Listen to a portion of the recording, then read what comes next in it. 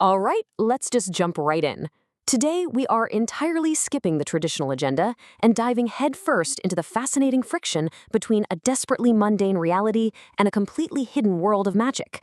We're looking at what is honestly a masterclass in narrative setup, found right in the opening chapters of a story you all know, but maybe haven't analyzed quite like this before. So, think about this for a second. What if the world's most famous hero was currently sleeping in a tiny cupboard with spiders? I mean, it's just a brilliant premise, right? Before we get to the wands, well before the epic battles, and long before those grand castles, we're presented with an extraordinary destiny that is being actively and aggressively suppressed by a thoroughly, boringly ordinary world. We are, of course, talking about Harry Potter. When we look at this classic cover, it is so incredibly easy for us to just jump straight to the magic. But our focus in this explainer is strictly on how that legend is initially built. We're going to unpack the deliberate, really careful narrative setup across those first 3 chapters that makes the eventual collision of these two worlds so incredibly satisfying. Section 1, perfectly normal, thank you very much. Okay, let's dive into this. To make the magic feel truly spectacular, the story first traps us with the Dursleys. And their entire identity is wrapped up in being, well, normal. Notice the immediate tension playing out here. Over on the left, we've got their aggressively gray reality. Mr. Dursley making drills, Mrs. Dursley constantly spying on the neighbors, and both of them just heavily spoiling their son. But then look on the right at what's leaking into their perfectly sealed bubble. Owls swooping around in broad daylight, literal downpours of shooting stars across Britain, and strange people whispering in cloaks. Let's look a little closer at that very first extremely dull gray Tuesday. The cracks in the Dursleys' reality are immense. You've got large, tawny owls fluttering past windows, a tabby cat, get this, actively reading a map and street signs, and whispers absolutely everywhere about the Potters. And what's really incredible here is Mr. Dursley's sheer force of denial.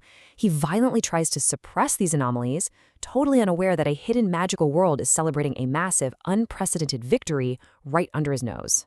Which brings us to Section 2, The Boy Who Lived. A Legend is Born. That secret celebration, of course, brings us to the actual night the magical and muggle worlds formally collided on Privet Drive. Just walk through this timeline with me, because the pacing of this legendary night is chaotic and honestly mythic. It starts with Voldemort's devastating and mysterious defeat in Godric's Hollow. Then, around midnight, Albus Dumbledore is literally plunging Privet Drive into darkness using his put-outer. Shortly after that, a giant named Hagrid drops out of the sky on a borrowed flying motorcycle. And by dawn, baby Harry is left on a cold doorstep with nothing but a letter. It's an epic origin story crammed into just a few frantic hours. And notice the physical mark of that night. That curiously shaped cut like a bolt of lightning. Dumbledore actually refuses to heal it, noting that scars can come in handy. It's a permanent branding of his destiny. Dumbledore makes the incredibly difficult choice to leave the boy here, arguing that being famous before he can even walk or talk, famous for something he won't even remember, would completely turn any boy's head. Section 3, 10 Years of Misery, a Hidden Existence. He needs to grow up away from that fame. And grow up he does, though certainly not in comfort. Fast forward a decade, and our legendary survivor has been relegated to this miserable, Cinderella-like existence, hidden away in the dark. And this brilliantly illustrates the contrast.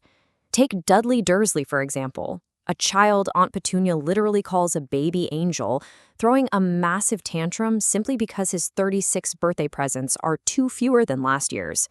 The sheer gluttony of Dudley serves as the absolute perfect awful foil to Harry's deprivation. The stark disparity here is almost hard to process. On the left, Dudley is showered with racing bikes, remote control airplanes, 2 televisions, the whole shebang. On the right, Harry sleeps in a literal cupboard under the stairs, wears glasses held together with scotch tape because Dudley punches him so often, and is handed dyed gray rags for his new school uniform. The Dursleys maintain this intense oppression with one cardinal rule. Don't ask questions. It's a total, complete embargo on his curiosity. Section 4, Accidental Magic, a Pressure Cooker. But you see, you cannot simply command magic to not exist. The Dursley household is an emotional pressure cooker, and eventually a pressure cooker has to whistle. Despite constant suppression, Harry's inherent magic uncontrollably bursts out whenever he's feeling strong emotions or trying to escape trouble. We see his hair instantly regrowing overnight after Aunt Petunia shears him nearly bald. We see a revolting brown and orange sweater shrinking down to the size of a hand puppet just so he doesn't have to wear it. And most dramatically, he mysteriously leaps onto the school kitchen roof while running from bullies. The magic is protecting him, acting entirely on raw instinct.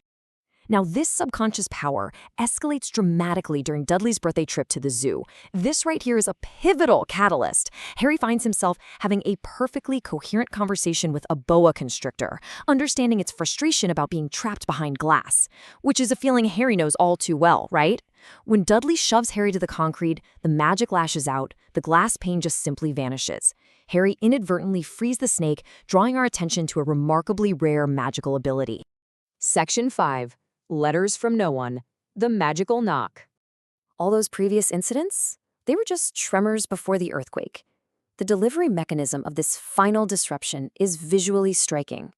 Thick, yellowish parchment, emerald green ink, a heavy purple wax seal bearing a coat of arms with a lion, eagle, badger, and snake.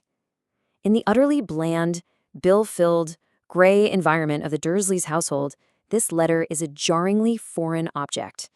It completely shatters the Dursleys' illusion of control, because it's undeniable proof that the hidden world has finally found him.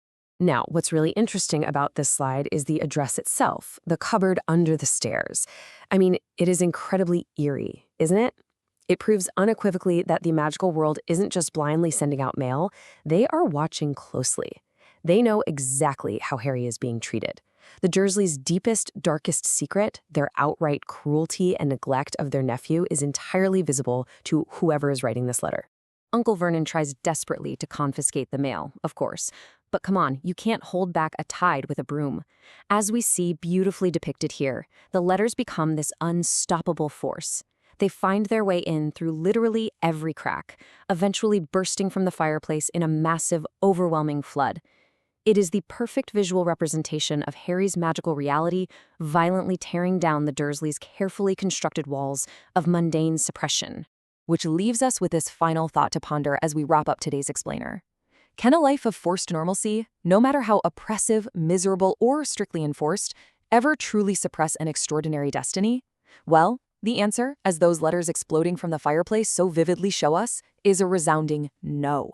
The brilliant setup is complete, the call to adventure has been delivered, and a whole new world is waiting. Thank you so much for joining me on this explainer, and I really hope this closer look leaves you eager to explore the rest of the magic.